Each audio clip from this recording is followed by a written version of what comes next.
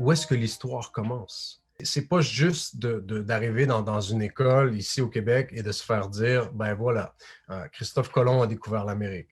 Non, non, c'est pas ça la vraie histoire. Christophe Colomb a découvert un peuple qui vivait en Amérique. Donc, tu sais, il y a plein de détails comme ça dans les livres d'histoire qui se doivent d'être mis à jour. Et qui raconte l'histoire? Est-ce que c'est les vainqueurs, les colons? Est-ce qu'on se fait raconter notre propre histoire? Je pense que tout ça est à mettre à jour et de se dire, écoutez, l'histoire commence pas telle date où où est-ce que les gens ont pensé découvrir l'Amérique. Près de ma communauté, il y a la pointe aux Indiens au lac Abitibi.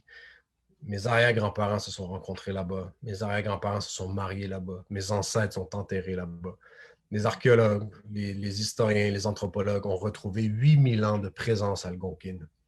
Et quand on va dans l'Ouest canadien, les archéologues ont retrouvé on parle entre 13 et 16 000 ans de présence humaine au Canada. Donc, elle commence où l'histoire?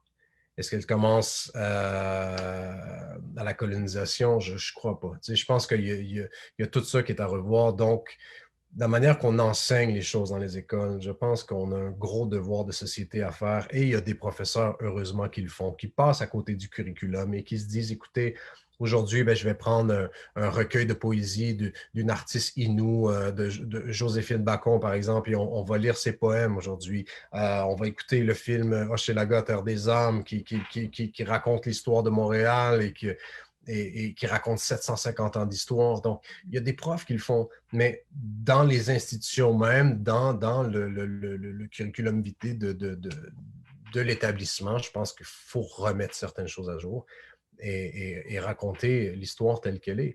Et aujourd'hui, je pense qu'on a ce privilège-là, les Premières Nations, c'est de prendre la parole et de la dire, notre histoire aussi. Je pense que ça, c'est un devoir qu'on a et il faut arrêter de se faire raconter notre histoire.